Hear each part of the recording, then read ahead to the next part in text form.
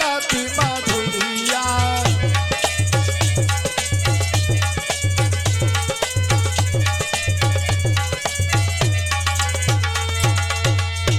आज महाराज चलते चले जा रहे हैं, उसी समय एक कागा उड़ करके आया और महाराज के सर पर मंडराने लगा। महाराज रोने लगे, कहने लगे कागा, आरी कागा सब तन खाइयो और चुनी चुनी खाइयो मेरो मांस।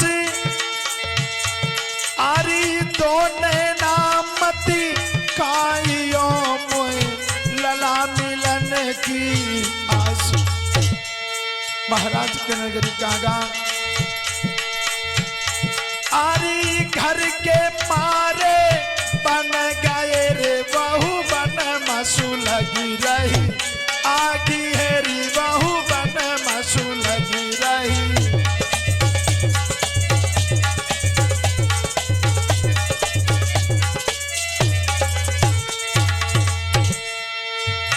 आरी बन बिचारा का करे री तेरे करम में लागी। आगी हेरी तेरे करम में लागी। आगी हेरी तेरे।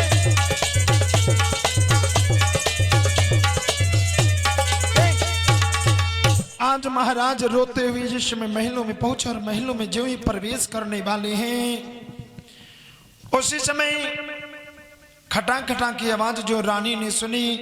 और जब आवाज सुनी उसी समय रानी ने क्या किया, बड़ा प्यारा सा आसन बिछा लिया और आसन बिछाने के बाद में अपने प्यारे नाथ को उस पर बिठाया है। और जिस समय महाराज को बिठाया, महारानी ने क्या किया, कियावत पलम निहारी उठी जब नारी की पलंग नवायो। ओले पंखा ढोरे प्यारी रे पारा सुख पायो। आइए महाराज बैठिए। बड़े भाव से बिठाया। अरियावत पलम निहारी उठी जब नारी की पलंग नवायो। पलंग नवायो ओले पंखा ढोरे प्यार रे परम सुख पायो। ले पंखा ढोरे प्यार रे परम सुख पायो।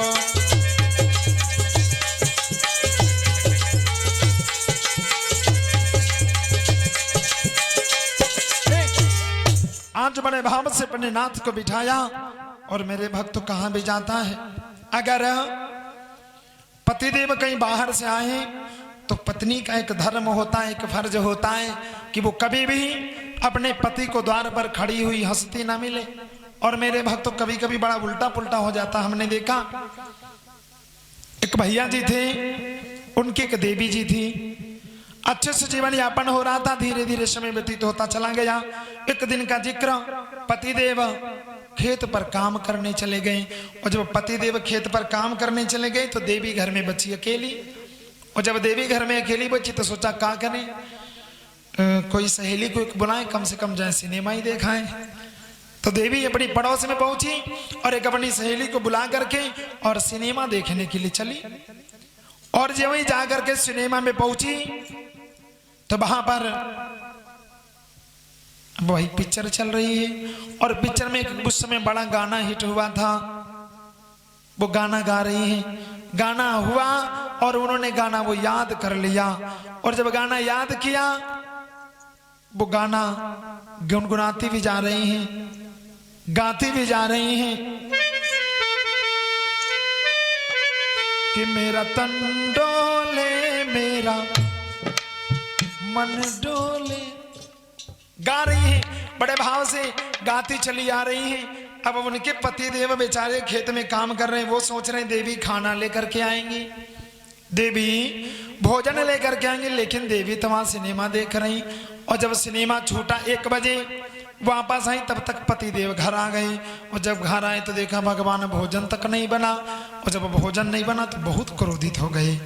जब गुस्सा हो गए, बैठे हाथ में लिए एक डंडा लिए बैठे और पत्नी देवी तब तक आई। जब आई तो देखा घर ऐसे ही पड़ा है, कुछ बना भी नहीं, अब क्या करें क्या ना करें। तो सोचने लगी भगवान कोई बहाना मिल जाता जिससे हम मार भी ना खाते, काम हो जाता। तो आई आते आते उन्होंने अपने हाथ में उठाया झाड़ू, और झाड़ू उठा करके जहां महाराज बैठे थे ना पतिदेव, उन्हीं के पास में लिया झाड़ू और लग गई बुहारने। और थोड़ी देर बुहारती रही तब तक वही गाना याद आ गया। और जब गाना याद आया फिर गाने लगी कि मेरा तन डोले मेरा मन डोले मेरे दिल का गया करार रे रब कौन बजावे बांसुरियां।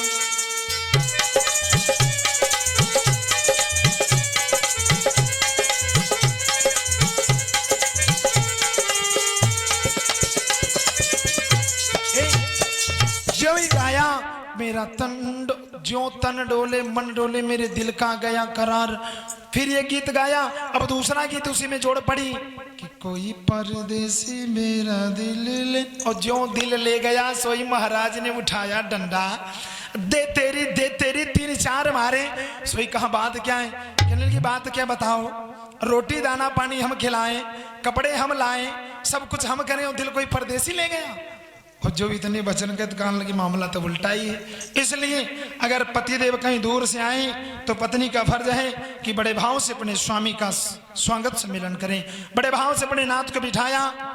बिठाने के बाद में आज महाराज अपनी रानी के पास में बैठ गए। तो रानी ने कहा महाराज आप आए, बड़ी खुशी हुई। तो महाराज ने पूछा ये बताओ मुझे बुलाया क्यों? तो रानी ने कहा महाराज बुलाने का कोई खास कारण नहीं था, लेकिन कारण सिर्फ एक है। क्या? बोली कि मेरो अंगना में मनु नहीं लगी रहो है भोले बाल माँ, मेरो अंगना में मनु नहीं लगी रहो है भोले साजना मेरो।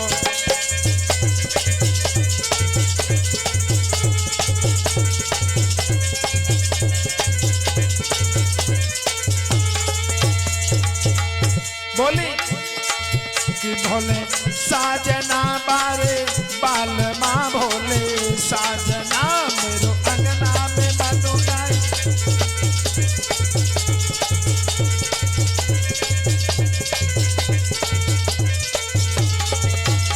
और कहा महाराज उस वन में जाकर के क्या करेंगे, क्या करोगी? बोले अरे कौ जंगल की सैर करूंगी, और महाराज अरे साधु महात्मन के दर्शन करूंगी।